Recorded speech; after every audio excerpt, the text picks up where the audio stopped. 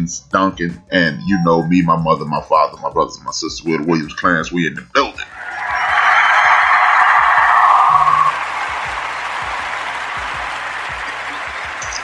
Unlike most of my shows, I gave this show a direct title. It's called Crossroads. I usually just say what it is and move forward.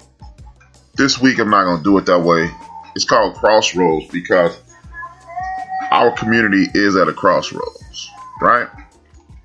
And the reason I say we're at a crossroads is because it's time for us to we have to make a lot of decisions that may be uncomfortable at the end of the day. And the reason I'm saying it's time for us to do that is this. A lot of people have taken us for granted. They overlook us. And we're being marginalized at an alarming pace. But we don't acknowledge that.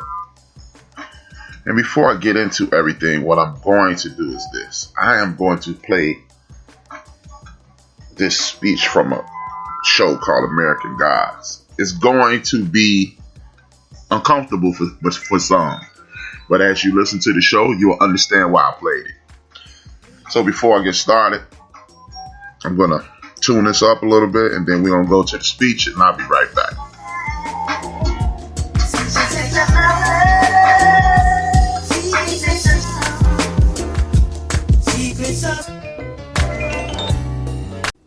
Let me tell you a story. Once upon a time, a man got fucked. That's the story of black people in America. Shit, you all don't know you black yet. You think you just people. Let me be the first to tell you that you are all black. The moment these Dutch motherfuckers set foot here and decided they white, and you get to be black, and that's the nice name they call you, let me paint a picture of what's waiting for you on the shore. You arrive in America, land of opportunity, milk and honey, and guess what? You all get to be slaves, split up, sold off, and worked to death. The lucky ones get Sunday off to sleep and fuck and make more slaves and all for what? For cotton, indigo, for a fucking purple shirt. The only good news is the tobacco your grandkids are gonna farm for free is gonna give a shitload of these white motherfuckers cancer. And I ain't even started yet. 100 years later, you're fucked. 100 years after that, fucked. 100 years after you get free, you still getting fucked out of job and shot at by police. You see what I'm saying? This guy gets it. I like him. He's getting angry. Angry is good. Angry gets shit done.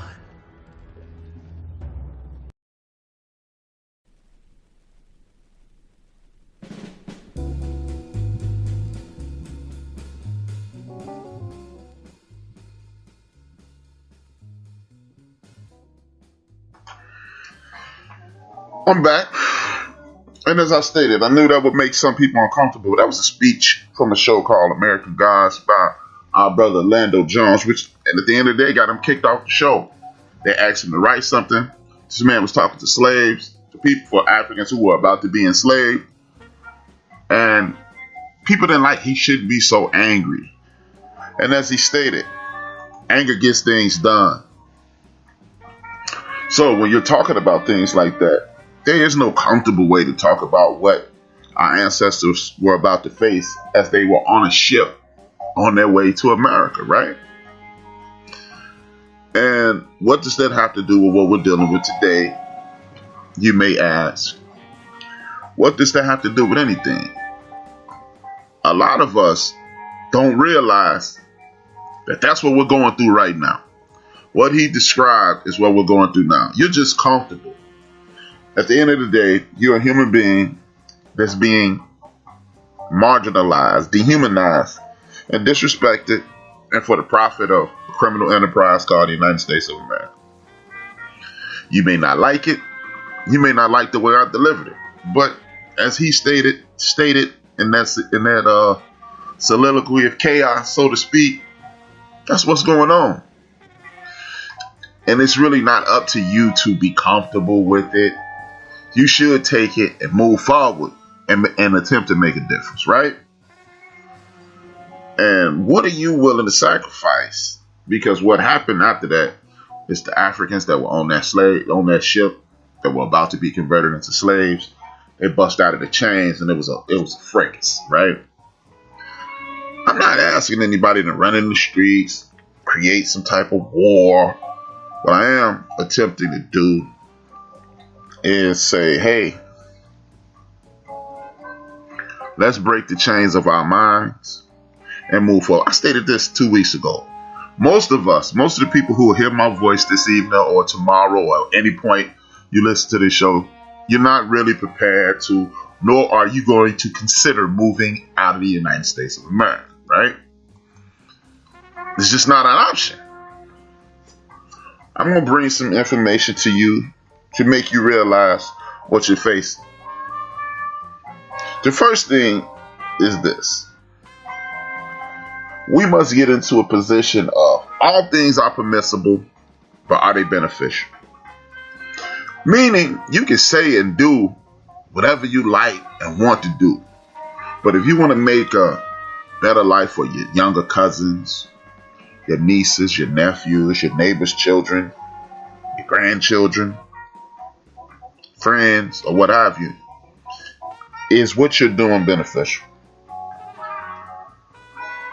And you have to present yourself with that question every day as you move throughout the United States of America, right? Everything is permissible, but is it beneficial? And it leads me to this saying that has become wildly popular and wildly useless: chasing the bag. I'm trying to chase the bag. What are you willing to do to chase the bag? Are you willing to denigrate your history, your family, and make yourself look like a buffoon for the bag? Because a lot of people are. Anybody who knows me knows I'm an avid hip-hop fan. Hip-hop is the music of my youth. It became wildly popular. It was starting to become popular when I was about 10. By the time I was 18, when I say we, I mean hip-hop culture, because I still consider myself part of hip-hop culture. We started to take over the world. It was a joke being put into McDonald's commercials, and I found that offensive. And now you can't have a commercial. You can barely have a commercial without hip-hop music. But when I was coming up, it was about reality. It was about awakening people to social issues, and it was about fun and competition. The battle rap was fun and competition. The awakening was X-Clan, Poe Righteous Teachers, Brand Nubian, KRS-One, and others, Big Daddy Kane. So then came along what is called gangster rap. And I know you guys thinking, yeah, NWA. Nope. NWA was reality.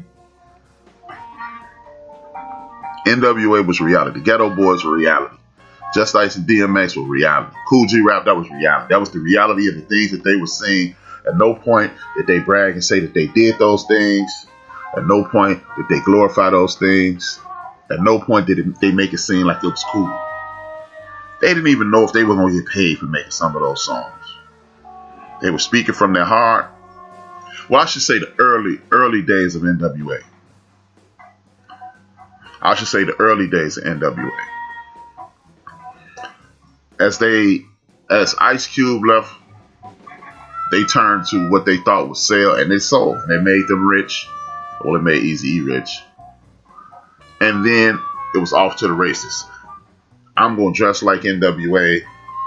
I'm going to tell the stories of my neighborhood. I'm going to pretend that I was some super drug kingpin and blah, blah, blah. And then we allowed corporate entities to enter, and that's when the chasing of the bag began, right?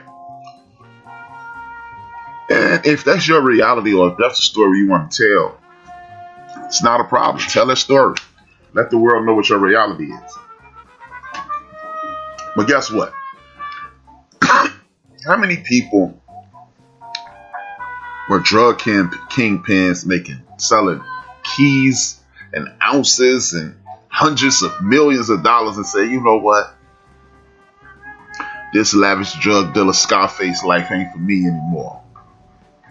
What I want to do is work for Polygraph, Def Jam, or Priority, and get screwed out of most of my profits, and then I'll be happy.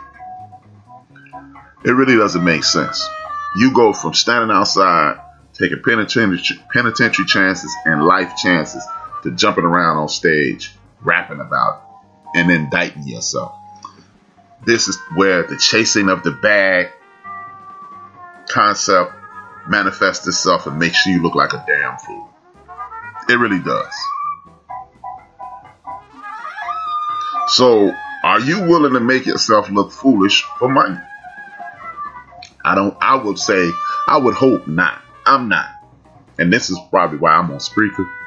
And this is probably why I'll never be a millionaire from this. Because the money ain't that important to me. I'll continue to build my audience as I've done. I'll continue to grow and grow and grow, but I'll never be as big as some, because the truth is more important than the facade of being rich and living a lavish life. We all want to have nice things, but it's just about what you're willing to do to get it. And the reason this came to me this week is because I've watched several things on television, and I hear people talk all the time, and I talk to people all the time. And people are willing to look like damn fools for money. And people will justify almost anything with, I'm getting paid for it though. And at what point do you say, nah, I'm not willing to cross that bridge? I don't understand it anymore. You know, we have adults. We have people who are 35, 30 and older. Because I'll let you slide with the I was young manifesto until about 30. Once you cross 30, no more of that. We're not going to do that anymore. And you got people 30 plus going, but he got paid. You would do it for the money, which lets you know we live in a society of people of African descent who've crossed right over into, you've walked right into slavery. You have walked right into slavery, and you have put yourself in a situation to whereas you're comfortable being dominated, you're comfortable being subjugated, and you're comfortable allowing people to strip you of everything that you once held in high esteem. And it bothers me. And then, not only does that bother me, the fact that you don't want to acknowledge what you're seeing in front of you. The easiest target in America at this point is these people who call themselves Trump supporters that are from our community. I really can't address anybody else because I don't know what's going on. But when you see people being destroyed on camera, and you see a man in front of the world pretty much say, hey, whatever, and you start having a singular focus on what you're talking about. And don't get me wrong, man, I understand.